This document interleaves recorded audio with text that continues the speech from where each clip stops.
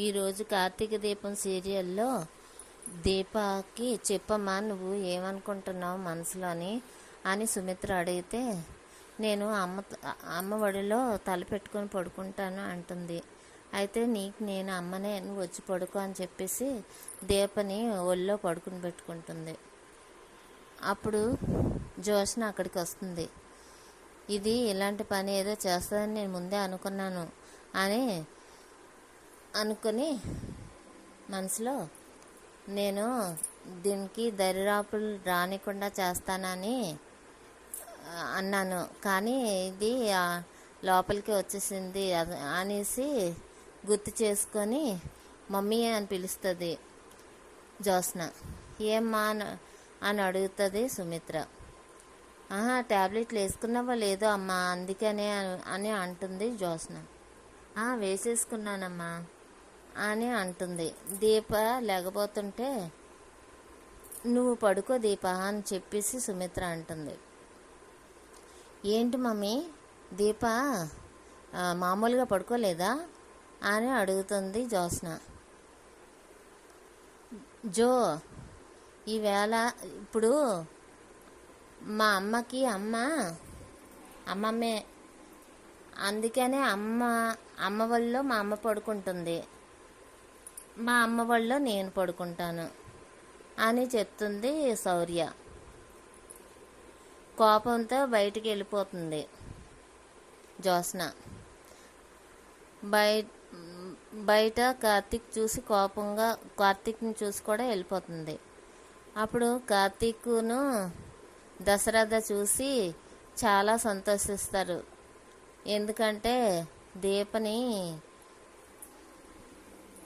అమ్మకి దగ్గర చేసినందుకు చాలా సంతోషపడుతుంటారు ఇద్దరును. జోష్నకి ఒళ్ళు మండిపోతుంది అనేసి అనుకుంటారు.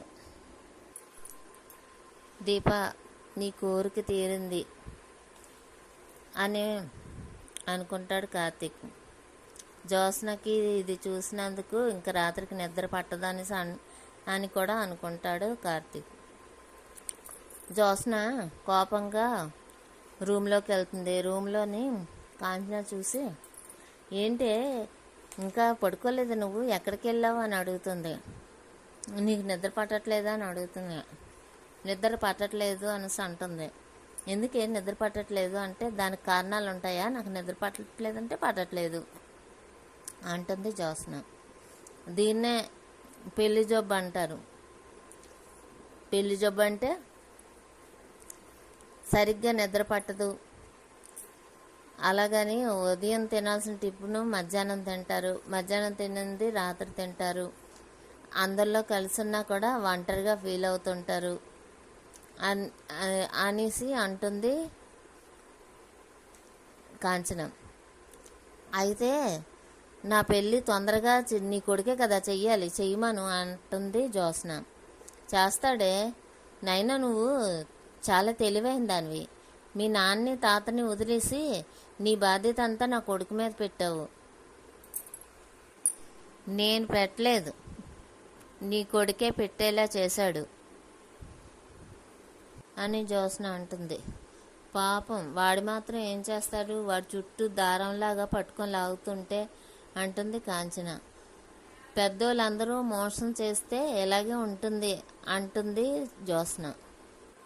అయినా నేనే మోసం చేశానని కాంచన అంటే నువ్వే అత్త మోసం చేశావు, అదే నాకు చిన్నప్పటి నుంచి నన్ను నీ కొడుకిచ్చి పెళ్లి చేస్తానని అన్నారు. ఆ మాట నిజం చేసుంటే ఇప్పుడు నువ్వు నాకు అత్తవయ్యి ఉండేదానివి, కార్తీక్ నాకు మొగుడయ్యి ఉండేవాడు, ఈ ఇబ్బందులు ఏమీ లేకపోయి ఉండేవి అని అంటుంది జోష్న.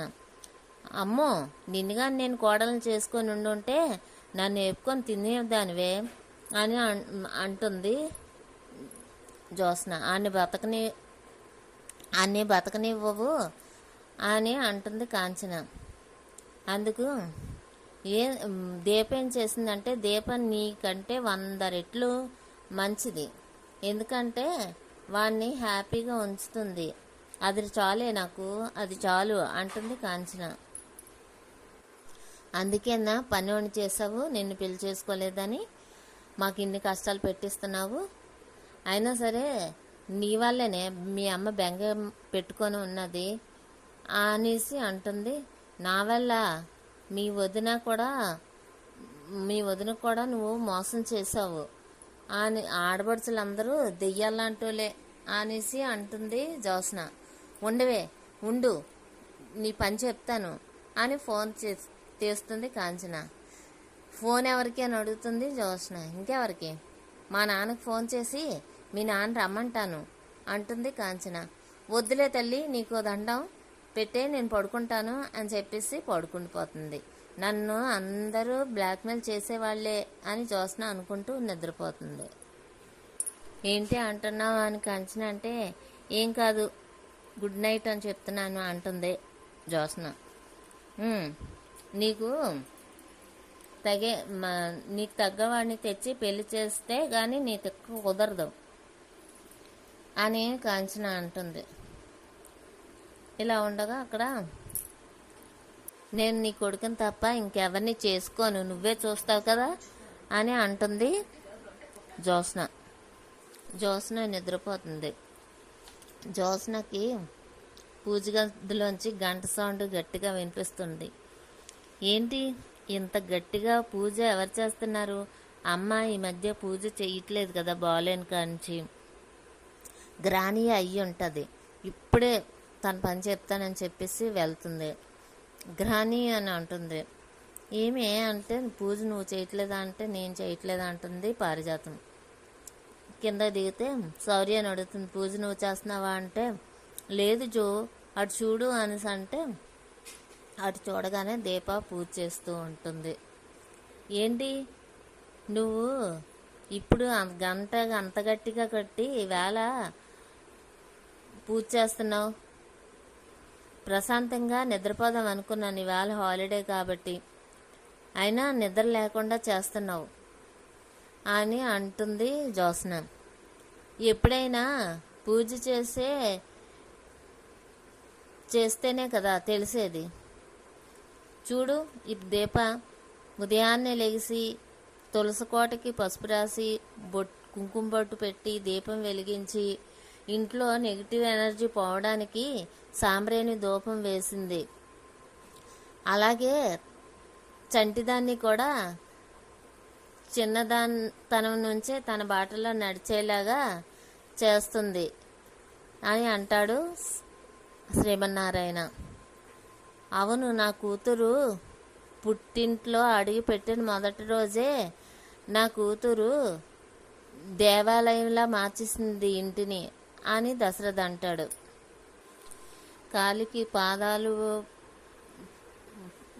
పాదాలకి పట్టీలు పెట్టుకున్న పాదాలతో నడుస్తూ ఉంటే ఆ మువ్వల సౌండ్ గంట కొట్టునట్టే అనిపిస్తుంది అని అంటాడు దశరథ. ఏంటి డాడీకి తన కూతురని ముందే తెలిసే నాటకం ఆడుతున్నాడా అని మనసులో అనుకుంటుంది జ్యోత్స్న. అమ్మో, ఇప్పుడు పారుకి జ్యోత్స్నకి డౌట్ వచ్చేసే ఉంటుంది అని కార్తీక్ అనుకుంటాడు. ఏంటన్నయ్య జ్యోత్స్నకి చెప్పాల్సిన మాటలు దీపక్ చెప్తున్నావు అని అడుగుతుంది కాంచన. దీపక్ చెప్పాల్సిన మాటలే దీపక్ చెప్పాడు అని అంటుంది పారిజాతం. జో, మా అమ్మ దశరథ తాత కూతురే అని అంటుంది శౌర్య. ఏంటి శౌర్య అంటాడు కార్తీక్. అవునా, సుమిత్ర అమ్మమ్మ మా అమ్మకి అమ్మ అని అంటుంది శౌర్య. ఏంటి డాడీ మాట్లాడరే అంటుంది జ్యోత్స్న. మళ్ళీ నీకు తాత చెప్పాలా? మా అమ్మకి అమ్మ నాన్న ఉన్నారు, నాకు అమ్మమ్మ తాతయ్య ఉన్నారు అని శౌర్య అంటుంది. అయితే ఏంటి ఆ చంటిది అంతలా చెప్తుంది? అయితే చంటిదాని దగ్గర ఏది అనకుండా ఇలాగేమీ మాట్లాడదు అని పారిజాతం అంటుంది. శౌర్య అని దీప అంటుంది. అవును, అమ్మమ్మ తాతయ్య అని అంటుంది శౌర్య. అమ్మో, ఇప్పుడు ఎవరు మాట్లాడరేటి, ఇప్పుడు నేను ఎలా కవర్ చేయాలి అని కార్తీక్ అనుకుంటుంటాడు మనసులోని. అయితే ఏంటి దశరథ ఇది అనేసి అంటాడు శ్రీమన్నారాయణ. ఏం లేదు నాన్న, దీపకి అమ్మ నాన్న లేరని చాలా బాధపడుతుందంట. అందువల్ల మనం అమ్మ నాన్న లేని లోటు తీరుద్దామని సుమిత్ర అన్నది. అందుకోసమే అమ్మ నాన్న లోటు లేని లోటుని మేము తీరుస్తున్నాము అని దశరథ అంటాడు. ఉన్నన్నాళ్ళు దీప ఇక్కడ ఉన్నన్నాళ్ళు ఆ లోటు లేకుండా చూసుకుందామని అనుకున్నాం అని దశరథ అంటాడు. అవును మామయ్య గారు, దీప ఇప్పుడు ఎంత సంతోషంగా ఉంటే పుట్టబోయే బిడ్డ కూడా అంత సంతోషంగా పుడతాడు అని సుమిత్ర అంటుంది. చూసేవాళ్ళకి అలా అనిపించట్లేదు మమ్మీ అని అంటుంది జ్యోత్స్న. మరి ఎలా అనిపిస్తుంది పెద్ద మేడం గారు అంటాడు కార్తీక్. దీపే సొంత కూతురైనట్టు, నువ్వు పరాయి దానివైనట్టు అనిపిస్తుందా? ఏంట్రా అంత మాట అనేసావు అంటుంది పారిజాతం. మరి లేకపోతే దీపకి అమ్మ నాన్న లోట్లు లేకుండా చూసుకోవాలని అత్త మామ అనుకుంటుంటే మీరు ఇలా పంచాయతీలు పెడతారా? దీప నువ్వు వెళ్ళి పూజ చేసుకో అని కార్తీక్ అంటాడు. ఇదంతా దాడికి తెలిసి మాట్లాడుతున్నాడో తెలియక మాట్లాడుతున్నాడో అర్థం కావట్లేదు అని మనసులో అనుకుంటుంది. జ్యోత్స్న నువ్వు వెళ్ళి మొహం కడుక్కొనిరా, శౌర్య మనం లోపలికి వెళ్దాంరా అని కార్తీక్ అంటాడు. జ్యోత్స్నకి అనుమానం వచ్చేసినట్టున్నది, కొంచెం జాగ్రత్తగా మాట్లాడాలి అని దశరథ మనసులో అనుకుంటాడు. దశరథ ఏంటి ప్రతిసారి దీప నా కూతురు అన్నట్లు మాట్లాడుతుంటాడు? అలా అనడంలో తప్పు లేదు, అది బాగానే ఉంది కానీ దీపను కూతురినిగా చూసుకోవడం బాగానే ఉంది కానీ మరి జ్యోత్స్న ఏమనుకుంటుంది అది ఆలోచించడా వీడు అని మనసులో అనుకుంటాడు శ్రీమన్నారాయణ. ఇక్కడ ఎలా ఉండగా అక్కడ కాశీ దగ్గరికి దాసు వస్తాడు. ఎలా ఉన్నారు నాన్న అని దాసు అడుగుతాడు. మేం బాగానే ఉన్నాం నాన్న అని అంటాడు కాశీ. మీరెలా ఉన్నారా అంటే మేమైతే హ్యాపీగా లేము అని అంటాడు కాశీ. ఎందుకు నాన్న అంటే మాకు ఇవ్వాల్సింది ఇంకా మీ దగ్గర నుంచి శుభవార్త రాలేదు కదా అందుకనే అంటాడు. ఓ మీరు అన్నది పిల్లల కోసమేనా అని అంటాడు కాశీ. బాగానే అర్థం చేసుకుంటావరా అని అంటాడు దాసు. కానీ స్వప్న ఇంకా చిన్నపిల్ల, మేము ఇంకా ప్లాన్ ఏం చేసుకోలేదు అని అంటాడు కాశీ. ప్లాన్ చేసుకుంటేనే నువ్వు పుట్టావా? మీ అమ్మ నేను ప్లాన్ చేసుకుంటేనా? కాదు కదా అంటాడు దాసు. మీ రోజులు వేరు నాన్న, మా రోజులు వేరు అంటాడు కాశీ. ఎప్పుడైనా బిడ్డని 9 నెలలు మోసాకే నువ్వు కూడా పుట్టావమ్మా, ఇప్పుడైనా ఆ 9 నెలలే మొయ్యాలి అని అంటాడు దాసు.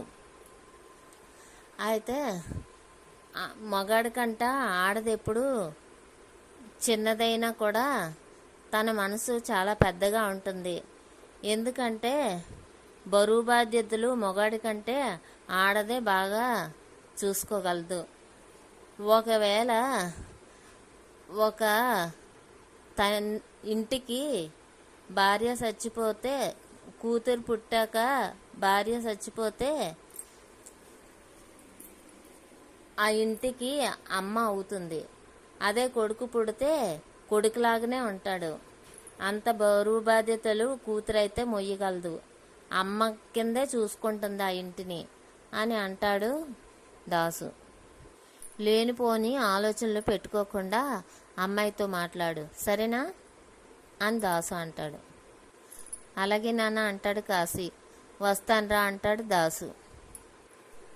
స్వప్న చూసి అమ్మ నాకు బయట కొద్దిగా పని ఉంది వెళ్ళొస్తాను అనేసి చెప్తాడు దాసు. అలాగే మామయ్య గారు మధ్యాహ్నం భోజనానికి వచ్చేయండి అంటుంది స్వప్న. అలాగేనమ్మా అంటాడు దాసు. అనేసి వెళ్ళిపోతాడు. ఏంటి మీ నాన్న మీతో ఏదో చెప్తున్నారు అని అంటుంది స్వప్న. అదే పిల్లల కోసం తొందరపడమంటున్నాడు అంటాడు కాశీ. మరి వాళ్ళేదో ముచ్చటపడి బుజ్జి పాపాయిని కోరుకుంటున్నాడు, ఇచ్చేస్తే ఏం పోయింది అని అంటుంది స్వప్న. ఇక్కడేమో శ్రీమన్నారాయణ నా మనవడి జీవితంలాగే నా మనవరాల జీవితం కూడా బాగుండాలని కోరుకోవడం తప్ప నేనేం చేయగలను కాంచనా అని అంటాడు శ్రీమన్నారాయణ. నేను గుడికి వెళ్ళి వస్తానండి అంటుంది దీప. ఏంటి దీప, నువ్వు వెళ్ళి వస్తానంటున్నావేంటి? ఏంటి నువ్వు ఒక్కదాని వెళ్తున్నావా అంటే అవునమ్మా ఒకదాన్ని వెళ్తున్నాను అంటుంది దీప. ఏంటి నువ్వు ఒకదాని వెళ్ళడం అని అంటుంది కాంచన. అవునమ్మా మీరు చెప్పేస్తారు ఒకదాని వెళ్ళడం ఏంటి, ఇద్దరు కలిసి వెళ్ళొచ్చు కదా అనేసి. కాతే ఆ మాట కానీ మా పెద్ద మేడం గారు విన్నారంటే అగ్రిమెంట్లు అది అని చెప్పేసి వెళ్ళడానికి వీల్లేదని చెప్తుంది. అప్పుడేమో మామయ్యమ్మే అదంతా సంబంధం లేదు, వాళ్ళిద్దరూ భార్య భర్తలు కదా కలిసి వెళ్ళాలని అంటాడు. అయినా పెద్ద మేడం గారు వినరు. ఈసారి అత్త అడుగుతుంది, దీపని కార్తీక్ని గుడికి వెళ్ళనివ్వే అనేసి అంటుంది. అప్పుడు పెద్ద మేడం గారు తన తెలివితేటల్ని సడన్గా మొదలు పెడతారు. దీపతో కార్తీక్ వెళ్ళడం నాకు ఏ అభ్యంతరం లేదు, కాకపోతే CEO పోస్టులో ఓడిపోయావు అని ఒప్పుకోవాలి అని అంటారు. అదెలా కుదురుతుందని తాత, ఇది అన్యాయం అని మామయ్య, భార్య హక్కులు ఖండించే విషయం అని దీప. ఎంత ఘోరం నేనెక్కడా చూడలేదు అని పారు. చీచి నీ మొహం చూడ్డానికి అసహ్యంగా ఉందని మా అమ్మ. దీప నువ్వు గుడికి వెళ్ళు, అర్చనే చేసుకుంటావో పూజే చేయించుకుంటావో వ్రతమే చేయించుకుంటావో. నేను రాను. నా మనసు ఏదో చదివేసినట్టు 1 వేలో వెళ్ళిపోతే ఎలా బావా అని జ్యోత్స్న అంటుంది. దీప నువ్వు గుడికి వెళ్ళొచ్చు అని అంటుంది జ్యోత్స్న. అవునా అంటాడు కార్తీక్. ఎందుకు బావా అంత ఆశ్చర్యపోతున్నావు? నేను స్వతహాగా మంచిదాన్నే. అవును, నీ మంచిదనం చాలా కొట్టొచ్చినట్టు కనబడుతుంది అంటాడు కార్తీక్. నా మంచిదనం మీరెవరూ అర్థం చేసుకోలేకపోతున్నారు అంటుంది జ్యోత్స్న. దీప నువ్వు బావా గుడికి వెళ్ళవచ్చు అంటుంది జ్యోత్స్న. థ్యాంక్స్ అంటుంది దీప. But 1 condition. అనుకున్న షరతులు వర్తిస్తాయని అని కార్తీక్ అంటే 1 అవర్లో రావాలి అంటుంది జ్యోత్స్న. 1 అవర్ చాలా ఎక్కువ మేడం. దీప మేడం గారు పర్మిషన్ ఇచ్చారు కదా, గుడికి వెళ్దాం, పద. ఈ గంట మీరు వెళ్ళడానికి రావడానికే సరిపోతుంది. బావ దీపకేం చెప్తాడు అని అనుకుంటుంది మనసులో. ఈ రోజు ఎపిసోడ్ ఇంతటితో ముగుస్తుంది.